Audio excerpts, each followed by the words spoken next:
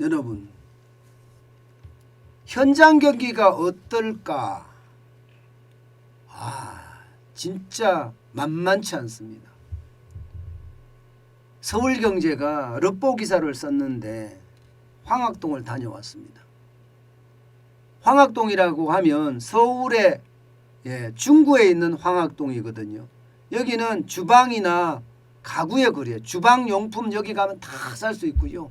가구, 주방 가구부터 시작해서 학원 가구까지 이런 가구들도 다 살 수 있는 곳이에요. 여러분 지금 사진 보이시죠? 이 사진을 보면요. 황학동의 그 주방 가게들 앞에 이렇게 물건이 쌓여 있어요. 쌓여 있어요. 이뿐만이 아닙니다. 이들 가게들은요. 창고를 하나씩 다 가지고 있는데 창고에도 이 물품들이 그득그득하다고 합니다. 창고까지도 꽉 차서 이제는요. 누가 중고를 사가라고 해도 사지도 못할 형편이라고 해요. 나가야지 사죠. 나가야지. 이게 나가줘야지 또 사드리고 또 나가주면 사드리고 이러는데 나가지를 않아요. 나가지를 않다는 것은 여러분 창업을 안 한다는 이야기예요. 주방용품을 안 산다는 이야기고 가구를 안 산다는 이야기예요. 그럼 여러분 어때요? 우리 현장 경기의 핵심이라고 이야기하는 게 결국은 말입니다. 주방용품이나 혹은 가구나 이거는 인테리어에 무조건 들어가야 되잖아요. 인테리어에. 가구 같은 경우는 사무실이 늘려지면 늘려질수록 가구가 들어가야 되는 거 당연하지 않습니까? 사무실이 열면 열수록 가구가 들어가야 된다고요. 그런데 지금 현재 실물 경기는 그렇지 못하다는 게 지금 황학동 주방거리에서 볼 수 있는 현상입니다. 오죽했으면 주방거리에 있는 사람들이 창고에 꽉 차서 더 사지도 못해요. 이렇게까지 이야기할까요? 게다가 사려는 사람은 아예 없어요. 이렇게 이야기합니다. 아예 없어요. 게다가 말입니다. 이게 서울경제 기자가 현장을 돌아보니까 이렇게 이야기합니다. 매장 바깥까지 중고 물품이 가득 쌓여 있어서 거리 자체가 얼씬연스럽기까지 한다. 이렇게까지 이야기합니다. 얼씬연스럽기까지 한다. 이것은 여러분 이 말 단어 하나에서 이미 현장 경기를 그대로 이야기해 주는 겁니다. 아니 저도 국밥집을 할 때 저도 이 황학동을 많이 갔었거든요. 주방용품을 살 때는요. 여기가 가장 싸기 때문에 많이 갈 수밖에 없어요. 그런데 제가 갔을 때만 하더라도 사람들이 엄청 돌아다녔거든요. 그렇지만 이 사진을 보니까 거의 돌아다니지 않는다 이렇게 이야기합니다.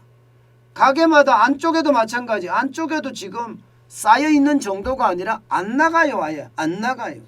오죽했으면 황학동에 있는 주방 가게 혹은 가구업체 주인이 고사위기라는 말을 쓸까요? 고사위기.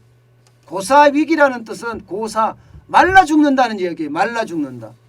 말라 죽는다는 얘기가 뭡니까? 손님이 안 온다는 얘기예요. 한두 사람들이 와갖고 좀 물건을 사주면 말라 죽는다는 말은 안 쓰거든요. 그런데 말라 죽는다는 말을까지 쓸 정도면 이게 그만큼 어렵다는 겁니다. 게다가 요즘 여러분도 알다시피 중고용품이라는 게 당근마켓이나 중고나라나 이런 인터넷 쪽으로 또 활성화가 됐잖아요. 그러다 보니까 지금 황학동 주방거리 가구거리는 더 어렵다는 거예요. 온라인에서 이미 왔다 갔다 하기 때문에 오프라인에서는 지금 그보다도 더 어려워진다 이렇게 이야기합니다. 오프라인이 이렇게 어려워지니까 실제로 말입니다. 황학동 가구업체 대표가 하는 이야기를 들어보면 주변에서 하나 둘씩 폐업하다 보니 정말로 착잡합니다. 이렇게 이야기합니다. 우리도 문 닫을 판이 아니라 이미 우리도 문 닫고 있답니다. 우리도 문 닫고 있다. 여러분 황학동에 주방업체나 가구업체가 문을 닫는다는 것은 현장에서 창업을 그만큼 안 한다는 이야기고 현장 경기가 멀었다는 이야기예요. 경기가 풀린다는 이야기 계속하지만 결국 말입니다. 지금 아직까지 거래가 실종된 상태를 보니까 어렵다 이런 이야기까지 합니다. 가구업체들도 마찬가지입니다. 가구업체들도 중고 가구 주로 많이 사가는 데가 여러분 뭐 금방 짐작하시겠지만 학원입니다. 학원이 중고 가구를 가장 많이 이게 가져가는데 요즘같이 코로나19가 득실거리고 또 위험이 여기저기 도사려 있으니까 아이들을 학원에 보내되 온라인으로 보내요. 온라인으로.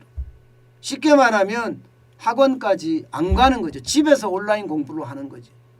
그렇다 보니까 말입니다. 학원의 창업도 그만큼 줄어들었다는 뜻이에요. 그러니 이게 학원까지도 어려워진다 이렇게 이야기하잖아요. 그런데 진짜 문제는 여러분, 진짜 문제는요. 이 황학동에 있는 가구업체 사장님들이 하는 이야기 중에 핵심이 하나 있더라고요. 뭐라고 이야기하나 하면요. 새 정부가 파격적인 거리두기 완화 정책을 내놓는다고 하더라도 매출 회복에는 상당한 시간이 걸릴 것이다. 이렇게 이야기합니다. 이게 여기에서 파격적인 거리두기 완화라는 거잖아요. 쉽게 말하면 마스크도 벗고 그냥 일상 평상시대로 돌아간다면 그나마 좀 나아질지 모르지만 매출 회복이 되는 데까지는 결국 시간이 오래 걸릴 수밖에 없다. 이런 이야기를 지금 내놓고 있습니다. 상반기 중에 거리두기를 완전히 사라지게 한다고 하더라도 연말이나 혹은 내년에 가서야지만이 겨우 살아날 수가 있지 않겠느냐. 이렇게 그야말로 최악의 전망까지 내놓고 있습니다. 그렇게 되면 여러분 이게 하루 이틀이 아니잖아요. 2020년부터 시작된 코로나 위기가 1년을 넘어서서 2년, 3년까지도 계속 어려워진다는 이야기니 그야말로 현장은요.